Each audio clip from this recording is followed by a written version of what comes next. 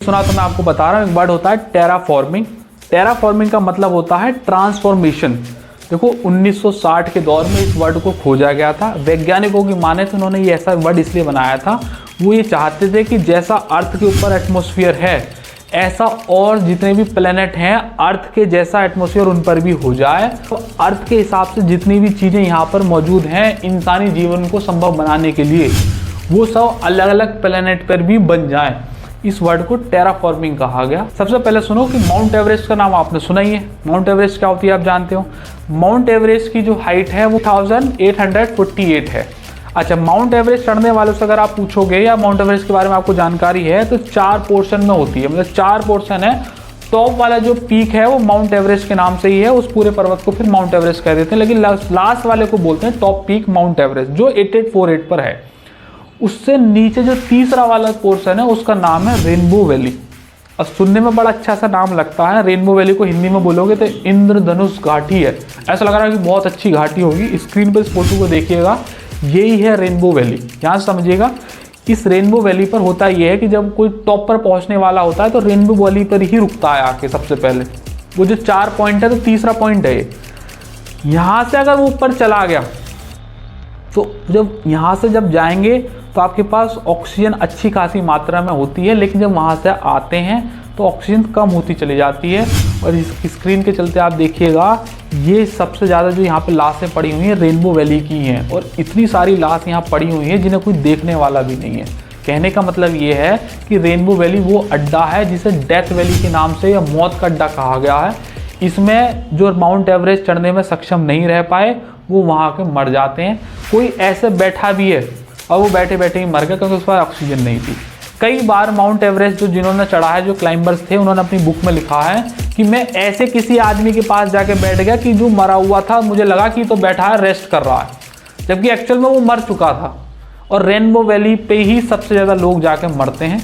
ये लीजिएगा, आप आज कोई झूठ बोलते हैं तो आप झूठ बोलकर आज तो अपने थोड़ा ठीक कर लेंगे, अपने आप को बचा लेंगे, लेकिन झूठ की सीधी सीधी वैलिडिटी 1 या 2 दिन की, बहुत कम दिन की होती है। आज तो अपना ठीक कर लोगे, कल आने वाला खराब होगा जरूर, 100% केस में। तो आप अगर झूठ बोलते हैं तो झूठ तब बोलना है जब बहुत ऐसा हो कि रेयर टू रेयर केस है। अननेसेसरी झूठ नहीं बोलना है, ऐसे कि मैं आज बाहर हूँ नहीं आ पाऊंगा, आपको पता है इससे किसी का नुकसान तो कुछ नहीं है, लेकिन आपको बोलना नहीं है, क्योंकि ये झूठ होता ही ऐसे है, आपके अंदर जो चित्त है उसमें जाने लगता है और फिर चित्त ये मानता है कि आज झूठ बोलने से कुछ दिक्कत नहीं है, बोलो। आज छोटे बोल रहे हो फिर बड़े भी बोल दोगे, तो आप झूठ बोलो, लेकिन तभी जब बहुत ज़्यादा रेयर केस हो, वरना सच ही बोलना है, क्योंकि वो आपका आज तो ठीक कर देगा लेकिन आने वाला कल हमेशा ख़राब ही करेगा। फैक्ट लेता हूँ मैं आपके सामने, बड़ा इंटरेस्टिंग है। आप बताओ सबसे पहले कि इस भारत का सबसे बड़ा बैंक कौन सा है। हाँ, इसीलिए फैक्ट बनाना पड़ रहा है। ऐसा लोगों को लगता है कि आरबीआई सबसे बड़ा बैंक है, जबकि आरबीआई सबसे बड़ा बैंक नहीं है। देश का सबसे बड़ा बैंक एसबीआई है। स्क्रीन पर देखिएगा, state bank of India Bharat का सबसे बड़ा बैंक है। बात ये नहीं है, बात दूसरी कुछ और है। एसबीआई का लोगो देखो आप स्क्रीन पर, ये जो लोगो है ना, अहमदाबाद गुजरात में एक कांकड़िया झील है। ये कांकड़िया झील की भी फोटो देखिएगा स्क्रीन पर। ये जो झील है बिल्कुल सेम यही लोगो उठाकर एसबीआई का रखा गया है। मतलब जब भी अगर आज़ादी की बात करें 1947 में जाएं तो हर किसी को याद आता है कि 1947 15 अगस्त देश आज़ाद हो गया था। आप सवाल मैं आपसे ये कर रहा हूँ कि वो पहली कौन सी जगह थी जो ब्रिटिश शासन से आज़ाद की गई थी, जिसकी घोषणा कर दी गई थी कि ये ब्रिटिश शासन से आज़ाद है। सबसे पहली 1947 में तो देश हुआ था, लेकिन सबसे पहली वो जगह कौन सी थी जो ब्रिटिश शासन से आज़ाद हो गई थी, जो उस पर्टिकुलर एरिया से ब्रिटिश हटा दिए, कौन सी थी वो जगह। हाँ, सबसे पहले जवाब आएगा मुंबई या कैलकाटा, या लास्ट में दिल्ली आता है क्योंकि वो हमारी कैपिटल है। ना तो दिल्ली है, ना कैलकाटा है, ना मुंबई है। आंसर है इसका अंडमान एंड निकोबार। 1942 और 43 के दौर में ही सुभाष चंद्र बोस ने जापान में जाकर आज़ाद हिंद फौज की स्थापना कर दी थी, जिसके चलते जापान ने थोड़ी मदद करी। पहले जंगलों का रास्ता, फिर समुद्र के रास्ते ये लोग अंडमान में घुस आए, और यहाँ पर ही 1942 में सबसे पहले ब्रिटिश साम्राज्य को ख़त्म कर दिया था। और 1942 में ही नेताजी सुभाष चंद्र बोस ने यहाँ के पर झंडा फहरा दिया था कि ये ब्रिटिश साम्राज्य से अलग हो चुका है, अब इसे हमने आज़ाद करा लिया है। ये 42-43 के दौर की बात है, जबकि देश आज़ाद होने में 5 साल और लग गए थे। अगर नदियों से पानी आ रहा है तो उस पर सबका अधिकार है, सब ले सकते हो, फ्री ऑफ कॉस्ट है। सूर्य से रोशनी आ रही है, फ्री ऑफ कॉस्ट है। चंद्रमा से रोशनी आ रही है, फ्री ऑफ कॉस्ट है। यहाँ पर ऑक्सीजन है, फ्री ऑफ कॉस्ट है, ले सकते हैं। क्या किसी की ज़मीन आप फ्री ऑफ कॉस्ट ले लोगे? कत्ल कर देगा तुम्हारा। लेकिन पूरे वर्ल्ड में एक ऐसी जगह है, वहाँ पे देखिएगा अंटार्कटिका इसका नाम है, ये सभी देश ओन कर रहे हैं। ये किसी की भी जगह नहीं है या सब देशों की जगह है। ये इतना ठंडा एरिया होता है, यहाँ पॉपुलेशन तो कुछ नहीं है, लेकिन शोध केंद्र खुले हुए हैं, रिसर्च सेंटर हर देश ने अंटार्कटिका में अपने खोले हुए हैं। और भारत का दक्षिण गंगोत्री के नाम से यहाँ पर है, इंदिरा गांधी के टाइम में बना था। ये सवाल भी पूछा जाता है, अंटार्कटिका में ये बना हुआ है। देखिएगा वो मेरी उंगली वहाँ पर है, देख लीजिएगा उस फिंगर को, नहीं तो आप स्क्रीन पर देख लो। सबने चिकन खाया है, सब जितने बैठे हैं ज़्यादातर देखो सब चिकन खा रहे हैं। तुम क्या उंगली कर रहे हो, तुम ना खाते हो? सबने चिकन खाया है, ध्यान समझो। आपने कभी सर कटा मुर्गा देखा है? चिकन कटवाने कभी जाओ चिकन मार्केट में, तो वो क्या करेगा, जो आप कहोगे भाई ये वाला मुर्गा काट दो, तो वो निकालेगा उसे पिंजरे से और फिर उसके गर्दन में से चक्कू मारता है ना, ऐसे शायद चक्कू ही मारता है, और फिर लेके एक बड़ा सा टब होगा उसमें घेर देगा उसे। ओ ऐसी आवाज़ आती है उसके अंदर से, तो उस सिर कटा मुर्गा होता है। तो कहने का मतलब ये है कि अगर आपका सिर काट दिया जाए, इंसान हो या मुर्गा हो, ऐसे कोई भी हो, कोई भी सिर काट दिया जाए तो वो ज़्यादा देर तक जिंदा नहीं रह सकता है। 2, 3, 4, 5 मिनट तक बॉडी सर्वाइव कर लेती है, उसके बाद उसे मरना ही मरना है। 1947 में एक ये मुर्गा था, इसका नाम था माइक द हेडलेस चिकन। इसका गर्दन काट दी गई थी, उसके बाद भी ये 18 महीनों तक जिंदा रहा था। मतलब इसका सिर नहीं था, लेकिन फिर भी ये जिंदा रहा था 18 महीनों तक। ये एक रिकॉर्ड है कि कैसे वो, साइंस भी आज तक इस बात का जवाब नहीं निकाल पाया कि सिर कटने के बाद भी ये चिकन कैसे जिंदा रह गया। अगर आप घूमने जा रहे हैं कहीं भी आपने ट्रिप लगाया अपनी फैमिली के साथ, दोस्तों के साथ, जो आपको जब आप घर से निकल रहे होंगे ना, उस समय पे सबसे ज़्यादा खुशी होगी। जब आप उस डेस्टिनेशन पर पहुंच जाएंगे तो वो खुशी डबल हो जाएगी। और जब वहाँ पर पहुंचकर उस चीज़ को एक्सप्लोर करेंगे जहाँ पर भी आप गए हैं, मतलब वो दूसरा या तीसरा दिन होगा, तो वो उस खुशी का सबसे पीक पॉइंट होता है। मतलब अगर आप घूमने गए हैं तो तीसरे दिन तक आप पीक पॉइंट पर होते हैं। अगर आपने चौथा दिन भी वहाँ स्पेंड किया है तो आपकी खुशी का लेवल अब कम होगा एज़ कम्पेयर टू 3 डेज। और अगर 5वें दिन भी वहाँ स्टे कर गए हैं तो अब आपकी खुशी बिल्कुल नीचे आ जाएगी, उतनी ही खुशी होगी अब जितनी लौटने टाइम हो रही थी। और जब आप चौथे या 5वें दिन वापसी घर पर लेंगे तो आपकी खुशी तो कम हो चुकी होगी, दुख के वाले हार्मोन ज़्यादा छूटने लगेंगे। और मान लीजिएगा आप किसी प्लेस पर 7 दिन से ज़्यादा स्टे कर गए घूमने के लिए, तो आपको दुख होगा, माइंड में फ्रस्ट्रेशन होने लगेगी। और रिसर्च के दौरान ये पता चला है कि आपको अगर कहीं घूमने जाना है तो आपको जो ड्यूरेशन है घूमने की, 7 दिन से कम रखनी है, मैक्सिमम 3 दिन तक रखनी है। 3 दिन सबसे बेस्ट टाइम होता है। ये 4 दिन से ज़्यादा कहीं भी घूमना नहीं है, 7 दिन लास्ट रखना चाहिए। अगर आप 15 दिन कहीं घूमने चले गए ना, तो आप खुशी कम, फ्रस्ट्रेशन ज़्यादा होगी, माइंड सवाल करने लगता है कि भाई नहीं अपनी प्लेस पर चलो, काम करते हैं, वही सब ठीक है। तो नहाते हो, धोते हो, बाल काटते हो, शीशे में अपने आप को देखते हो। मान लीजिएगा आप शीशे में अपने आप को देख रहे हैं और आपको सवाल आया कि यार मैं थोड़ा आज कम अच्छा दिख रहा हूँ, बट असल में आप उससे थोड़े अच्छे दिख रहे होते हो। जो शीशा है, मिरर है, वो ऐसी इमेज नहीं बनाता जैसी आप देखते हो, उससे थोड़ी सी ख़राब बनती है एक्चुअल में। रियलिटी के दौरान ये पता चला है कि जैसा आप दिख रहे हो ना, उससे कहीं अच्छे दिख रहे होंगे। मान लीजिए आप थोड़े ज़्यादा मोटे दिख रहे हो शीशे में, तो आप असल में इतने मोटे नहीं हो, थोड़े से कम हो। तो ये अभी आपने देखा होगा बाइक वगैरह के पीछे लिखा रहता है objects are closer than they appear, मतलब वो जितने दिख रहे हैं उतने हैं नहीं, थोड़ी दूरी पर हैं, लेकिन आपको दिखता है। गाड़ी में आप अगर क्रॉस ले रहे हो ना, टर्न ओवर कहीं, तो आपको ऐसा लगेगा कि गाड़ी उस कॉर्नर पर लग जाएगी, लेकिन असल में ऐसा नहीं होता है। वो थोड़ी सी दिख रही होती है, थोड़ी सी आपको इतना मार्जिन होगा कि मुड़ जाएगी, क्योंकि आप रिफ्लेक्शन देखते हो शीशे के थ्रू, क्योंकि बीच में वो होता है ना, गाड़ी का मेन शीशा लगा रहता है, उसके थ्रू देखते हैं आप, तो वो थोड़ा सा इतना रिफ्लेक्शन देता है कि आपको लगेगा कि नहीं यार मैं तो टकरा जाएगी, या मैं आज थोड़ा अच्छा नहीं दिख रहा हूँ। असल में आप इतने बुरे नहीं दिख रहे होते हैं, थोड़े से कम दिखते हैं, मतलब अच्छा समझ गए ना। कि अगर माने तो जैसे कि आपके बैंक अकाउंट होते हैं जिसमें आप पैसे रखते हैं, या वॉलेट है जिसमें आप पैसे रखते हैं, पॉकेट में पैसे रखते हैं, ऐसी अगर अध्यात्म की माने तो आपका ऐसा एक सेविंग अकाउंट और भी होता है जिसमें आपके अच्छे कर्म जुड़ते रहते हैं। आप अगर उन्हें चाहें तो अपने समय के अनुसार यूज़ कर सकते हैं। मान लीजिए कि आप कहीं पर फंस गए, कहीं पर बारिश पड़ रही थी और आपको पर पास कोई व्हीकल नहीं और आपको घर जाना है, अंधेरा होने पर है, तो अगर आपके अध्यात्म की माने तो आपका अच्छे कर्म वहाँ जुड़े हुए हैं सेविंग अकाउंट में, तो कहीं ना कहीं से आपके पास हेल्प आ जाएगी। कोई ऑटो वाला आ जाएगा जो आपको वहाँ ले जाना चाहेगा जहाँ आपको जाना होगा, या कोई बाइक गाड़ी वाला आ जाएगा आपको हेल्प करने के लिए आ जाएगा। उस केस में आप क्या कहोगे कि भगवान ने देखो मेरी कितनी रक्षा करी, उन्होंने मेरे लिए हेल्प भेज दी। ऐसा तुम्हारे साथ ही नहीं, सबके साथ ही ऐसा होता है। मिल जाएगी हेल्प अगर आपको सेविंग अकाउंट आपका चालू है। लेकिन कई बार ऐसा होता है कि लोग ऐसी जगह फंस जाते हैं लेकिन वो निकल ही नहीं पाते हैं, उनके सेविंग अकाउंट ज़ीरो हो चुके होते हैं, इसलिए उनके लिए कोई हेल्प प्रोवाइड नहीं की जाती। ये अध्यात्म का एक फैक्ट है, इसके चलते ऐसा होता है। तो ऑक्टोपस का नाम सुना है आपने, सब जानते हैं। ऑक्टोपस के बारे में कुछ आपको इंटरेस्टिंग फैक्ट बताऊं, उससे पहले आपको बता देता हूं। ऑक्टोपस के 3 दिल होते हैं, 9 दिमाग होते हैं, 8 टांगे होती हैं, इसका जो ब्लड है वो ब्लू कलर का होता है, ये एक बात होगी। और ऑक्टोपस को डेविल फिश के नाम से भी जाना जाता है, ये एक बात हो गई।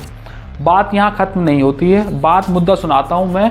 फीफा वर्ल्ड कप 2010 का, उस दौरान पर एक ऑक्टोपस था जिसका नाम था पॉल, और वो अपनी प्रिडिक्शन के लिए पूरे देश में वायरल हो चुका था कि भाई इसकी जो प्रिडिक्शन होती हैं वो सबसे ज़्यादा सटीक होती हैं। इस स्क्रीन पर इसकी फ़ोटो देखिएगा, ये मैच से पहले ही प्रिडिक्शन कर देता था कि कल के मैच में कौन जीतेगा।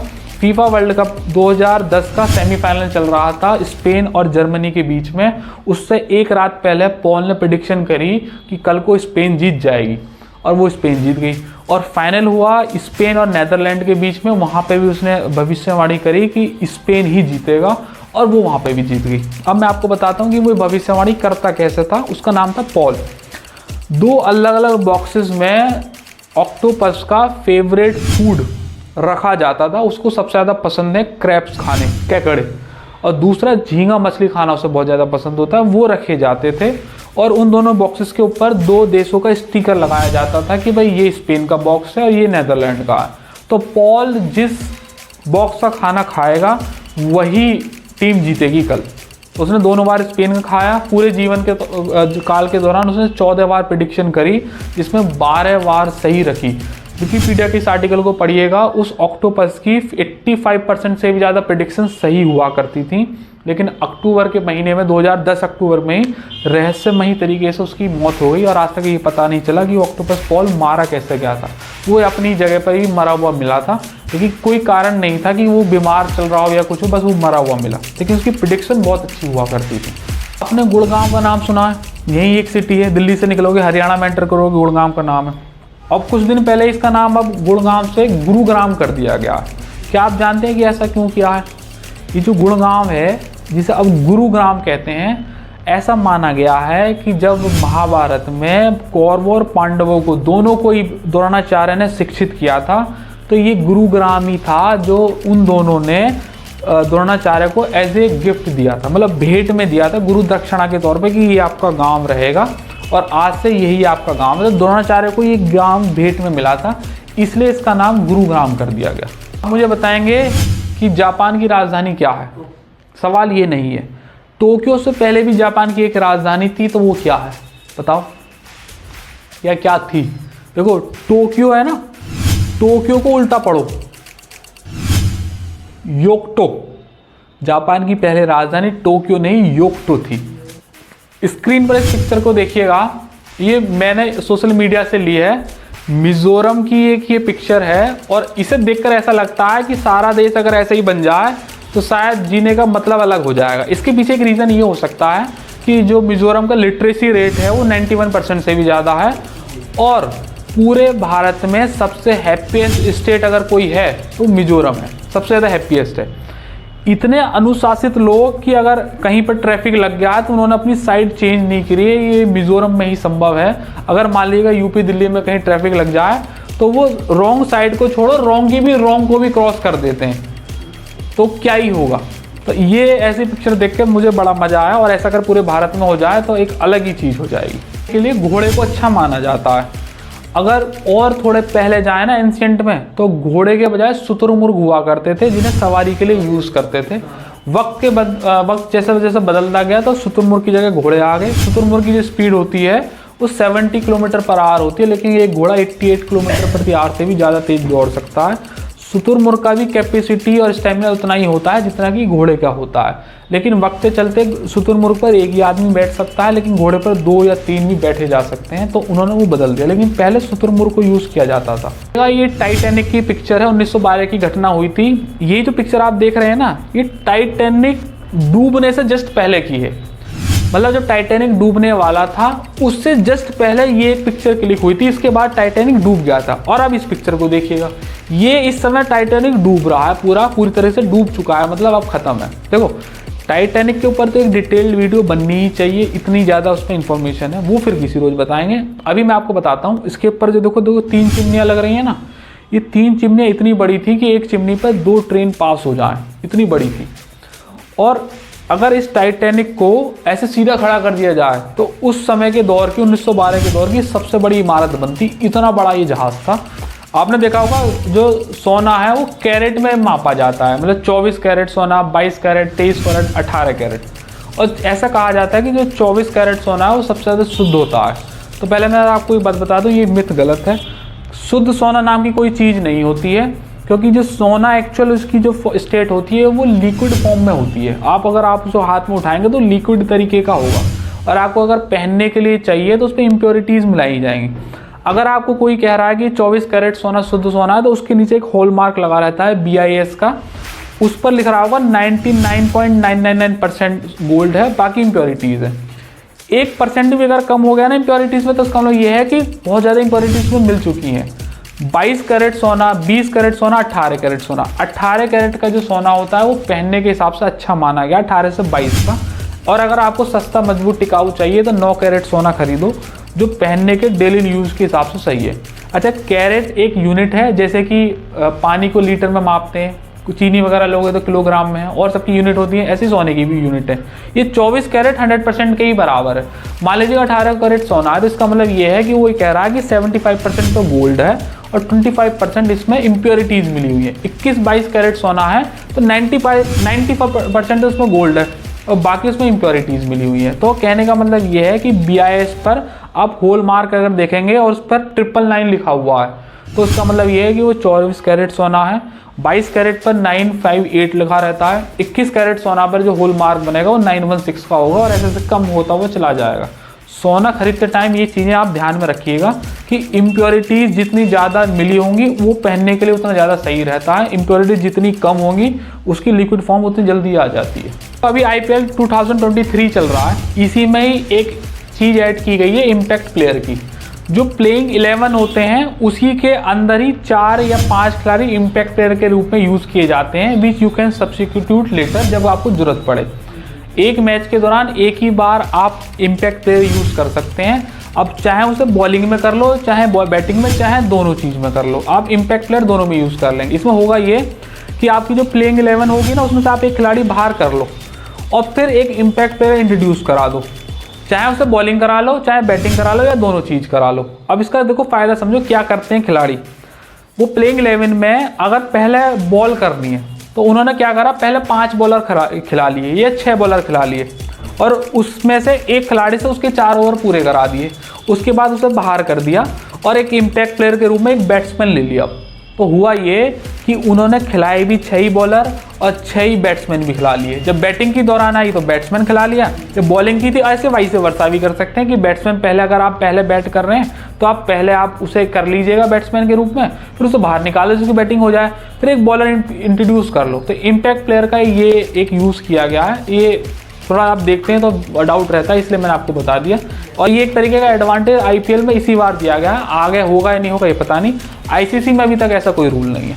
आज एपिसोड 3 खत्म हो गया, ताली बजा दो।